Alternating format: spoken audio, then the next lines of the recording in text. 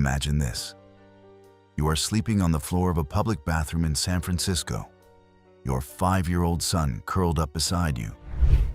You have no job, no money, no home. You are wearing the same clothes you had on yesterday and the day before that. Now imagine that, in less than a decade, you will be running your own multi-million-dollar brokerage firm, that you will appear on the cover of national magazines, that your life story will become a Hollywood blockbuster starring Will Smith. This is not fiction. This is the real, documented, jaw-dropping story of Chris Gardner, a man who turned rock-bottom poverty into a financial empire through nothing but relentless determination, emotional intelligence, and a refusal to accept the limits the world placed on him. Welcome to Wealth Chronicle. Stay with us for the next 30 minutes, because what you are about to hear will change the way you think about money, opportunity, and what human will can actually accomplish. Chris Gardner was born on February 9, 1954, in Milwaukee, Wisconsin. From the very first chapter of his life, the odds were stacked against him in ways that most people cannot imagine. His mother, Betty Jean Gardner, was a woman of remarkable inner strength. But she was trapped in a cycle of poverty and abuse. Chris's biological father was never in the picture. Instead, the man who filled that role was his stepfather, Freddie Triplett, a violent, alcoholic man whose presence in the home was a source of terror rather than stability. Chris grew up watching his mother be beaten. He watched her be dragged from the house by her hair. He sat through nights filled with screaming and fear. And despite all of this, his mother would whisper something to him that would echo through every hard moment of his adult life. You can do and be anything. She believed it, even when the house was falling apart around them, even when there was nothing in the refrigerator, even when the lights got cut off. She told her son that he was special, that he had possibilities. For a boy growing up the way Chris was growing up, that was the most valuable thing anyone could give him. Not money, not education, but belief. Betty's situation became so dangerous that she was eventually imprisoned, not for anything violent, but for struggling to survive. For a time, Chris and his siblings were bounced through the foster care system in Wisconsin. This was one of the most destabilizing periods of his early life. Here is something critical to understand about what poverty and instability do to a child's psychology. They create a kind of chronic stress that rewires how the brain processes threat and reward. Children who grow up in these environments often struggle their entire adult lives with anxiety, impulsive decision-making, and difficulty trusting institutions.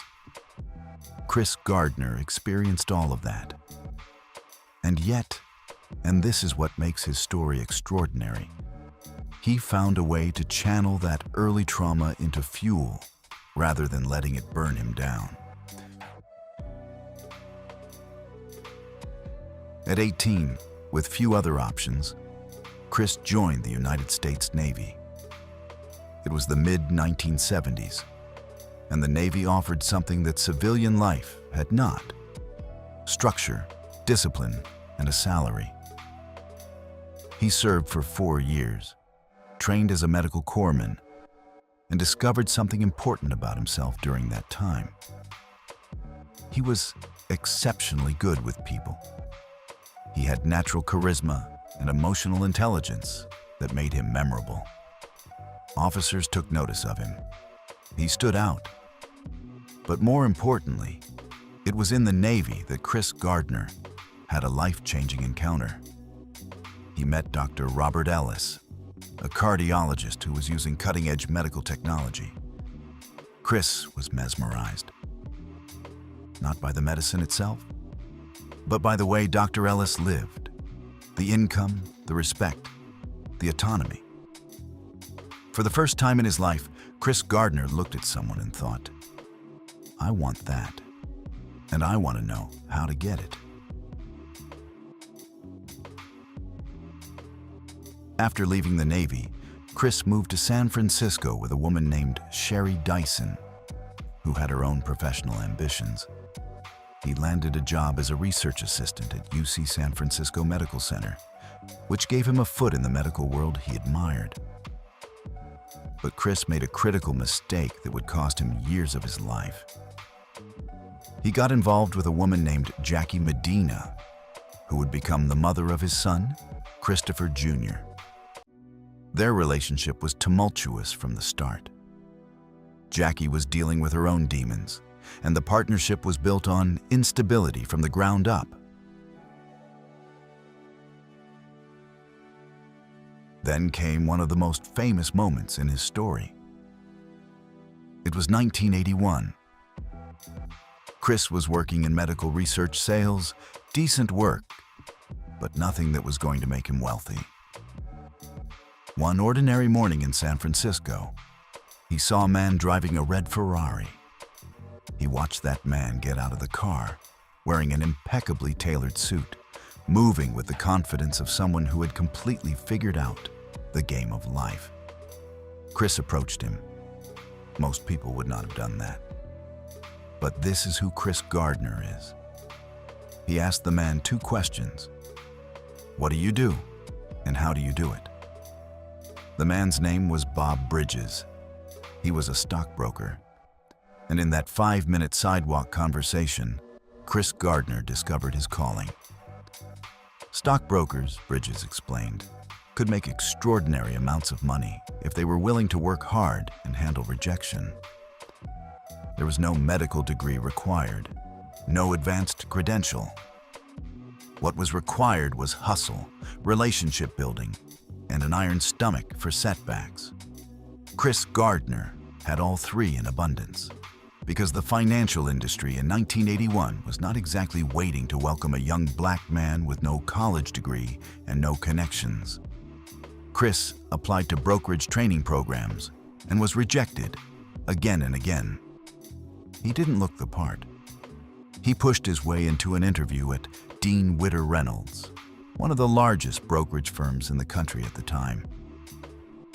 And somehow, against all conventional logic, he impressed them enough to earn a spot in their competitive, unpaid training program. Unpaid. 6 months. With a child on the way. The financial math of this was terrifying. Chris was already stretched thin. Jackie was pregnant. They had almost no savings. But he took the spot because he understood something that most people in desperate situations miss. Sometimes the right move and the comfortable move are exact opposites. Before he could even begin the Dean Witter program, disaster struck. Chris had unpaid parking tickets, $1,200 worth, that had accumulated over years of financial instability. The police arrested him. He spent 10 days in jail. When he was released, he walked directly to the Dean Witter offices. He did not go home to change. He sat in his trainee chair in the clothes he had been arrested in, and he went to work. This moment tells you everything you need to know about who Chris Gardner is. The Dean Witter training program paid nothing. Chris was supposed to be surviving on sales commissions, but trainees were not allowed to make sales until they passed their licensing exam. The timeline was brutal. Jackie eventually left, taking Christopher Jr. with her. But after a custody dispute, Chris was awarded custody of his son. He was a single father, a trainee stockbroker earning nothing, and he was about to lose his apartment. For almost a year, between 1982 and 1983, Chris Gardner and his young son were homeless in San Francisco. Let that land for a moment. He was competing in a professional training program with colleagues who went home to comfortable apartments, had spouses who cooked dinner, had families who could loan them money. He hid his situation from everyone at Dean Witter. He could not let them know because he was terrified, rightly, that they would see him as a liability and let him go. The only thing that can keep you going in a situation like that, Gardner later said, is absolute certainty in where you are going.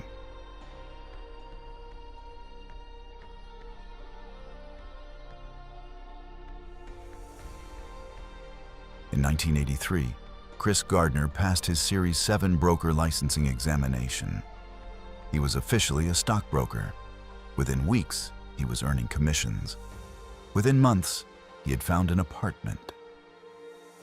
The homelessness was over, but more than that, he was good, exceptionally good. His years of medical sales had sharpened his ability to connect with clients, build trust, and explain complex information in simple terms. His childhood had given him a hunger that could not be faked. His homeless period had given him a fearlessness around rejection. What was a client saying no compared to sleeping on a bathroom floor? He rose quickly at Dean Witter, then moved to Bear Stearns, one of the most prestigious investment firms on Wall Street, where he became one of the top producing brokers on the West Coast. By the late 1980s, Chris Gardner was earning serious money. He was managing accounts for high net worth clients, building a reputation, and accumulating the capital and connections he needed for the next step. In 1987, he made a decision that separated him from every other successful broker. He decided to start his own firm, Gardner Rich & Company, later renamed Gardner Rich LLC, was founded in Chicago with a focus on institutional equity trading. The idea was to provide brokerage services to large institutions, pension funds, foundations, endowments. These were clients who moved enormous amounts of capital, and the commissions on those trades were correspondingly enormous. Chris started with limited capital and maximum belief. He called in every relationship he had built over 6 years in the industry. He worked 18-hour days. He refused to be intimidated by firms that had been in the business for decades. And it worked. Building Gardner Rich.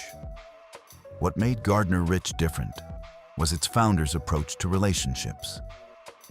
Chris Gardner did not just see clients as accounts.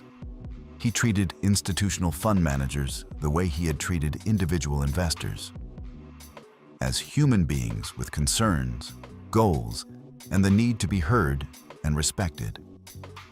This sounds simple.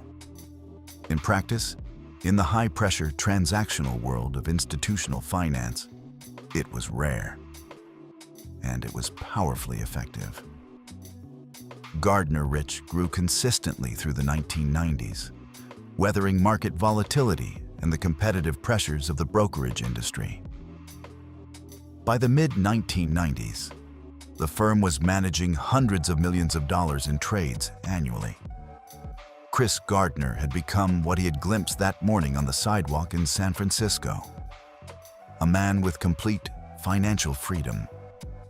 A man who had built something from nothing.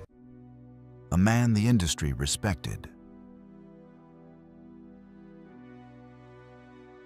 Here is something important that gets lost in the Hollywood version of this story.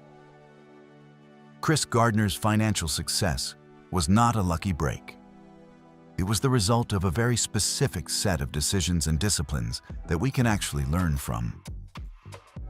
First, he identified the highest leverage skill he could develop, institutional equity trading, and became world-class at it. He did not dabble. He committed. Second, he reinvested. When the money started coming in, he used it to build the firm rather than to inflate his lifestyle. The temptation to spend when you have come from nothing is enormous. Chris resisted it. Third, he protected his reputation fiercely. In finance, your reputation is your most valuable asset. Gardner Rich became known for integrity, for execution, and for taking care of its clients. Fourth, and this is the one people underestimate, he understood people. Every dollar of wealth Chris Gardner accumulated came through a relationship. His emotional intelligence, forged in the hardest circumstances imaginable, became his greatest competitive advantage.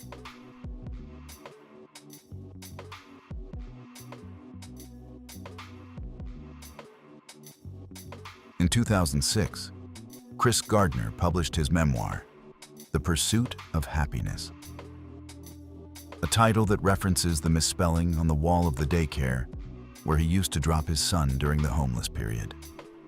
He kept the misspelling as a reminder of that time. The book became a New York Times bestseller almost immediately.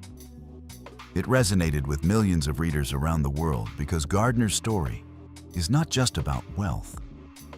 It is about a father's love, about refusing to let your children inherit your pain, about the stubborn refusal to quit. Sony Pictures produced a film adaptation released in December 2006. Will Smith, one of the biggest stars in Hollywood, played Chris Gardner and received an Academy Award nomination for Best Actor. Smith's real-life son, Jaden Smith, played Christopher Jr. Chris Gardner appeared in the film himself, in a brief cameo near the end, walking past Will Smith on a San Francisco street. It is one of the most quietly powerful cameos in recent cinema.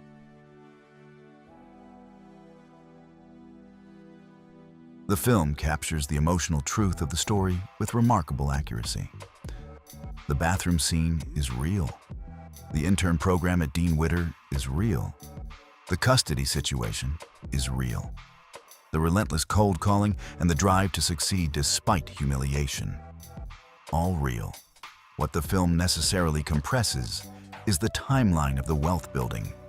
The movie ends with Gardner landing the job at Dean Witter, which in reality was the beginning of a 15-year journey to build Gardner Rich into a serious firm. The movie gives you the turning point. The real story is about everything that came after it. Gardner himself has always been careful to say that the movie is not really about money. It is about the relationship between a father and his son. It is about showing a child, through your actions rather than your words, that anything is possible.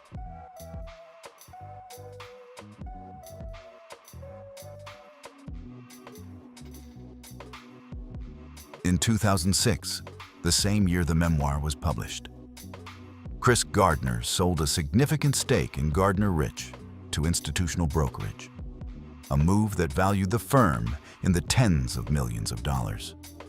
By this point, Gardner Rich had been trading institutional equities for nearly 2 decades and had an impeccable track record. This transaction was the moment when the financial freedom Chris Gardner had worked for his entire adult life became irrevocable. He had converted decades of sweat and discipline into generational wealth. What has Chris Gardner done with his wealth and platforms since? This is where his story becomes genuinely inspiring in a way that goes beyond the rags to riches arc. Gardner has become one of the most sought-after motivational speakers in the world, commanding 5-figure fees per appearance and speaking to corporations, universities, and government agencies on 5 continents. But more than the speaking, he has used his platform to address the root causes of the homelessness he experienced. He has been a vocal advocate for affordable housing in American cities, donating to organizations that work directly with homeless families.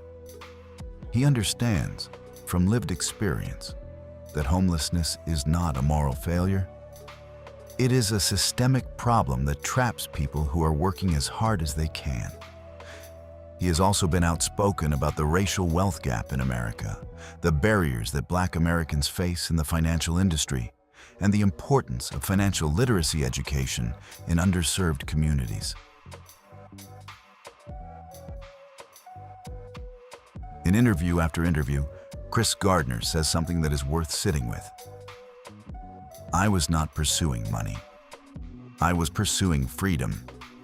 Money is just a tool. What I was really after was the ability to protect my son, to give him a stable life, and to never have anyone have power over me again." This distinction matters enormously when we think about financial success. People who pursue money for its own sake often become trapped by it in different ways. Obsessed with accumulation, afraid of loss, never satisfied.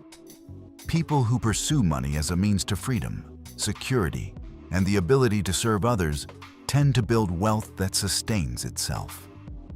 Chris Gardner's story is, at its core, a story about purpose-driven wealth creation. Every dollar he earned was in service of something larger than the dollar itself.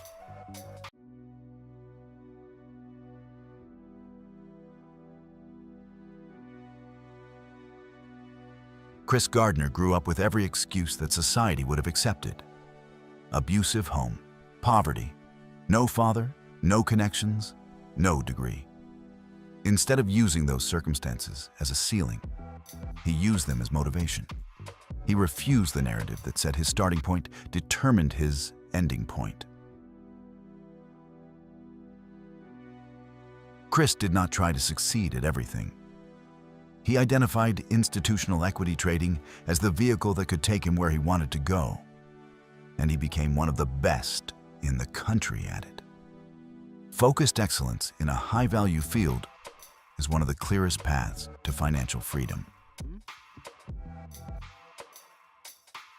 Not a verdict. Chris Gardner was rejected by brokerage firms, by colleagues who underestimated him, by a system that was not designed with him in mind.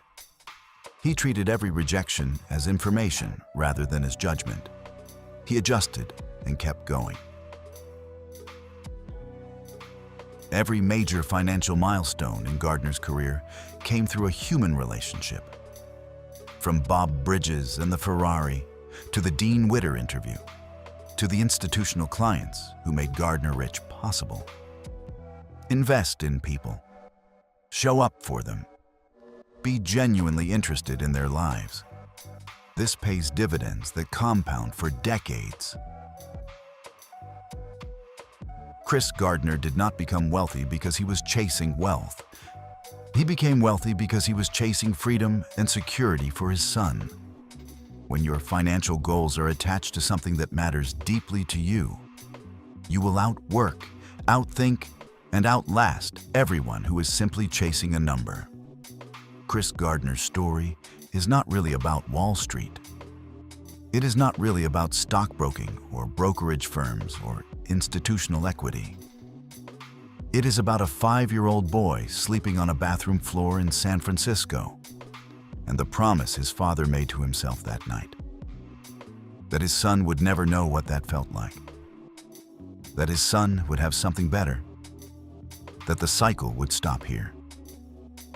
Everything else, the Ferrari, the Dean Witter program, the training, the firm, the sale, the movie, the millions, was in service of that promise. That is what financial freedom actually looks like. Not a number, not a lifestyle, a promise kept. If you found value in today's episode, please like this video, subscribe to Wealth Chronicle, and share this story with someone who needs to hear it. We will see you in the next episode.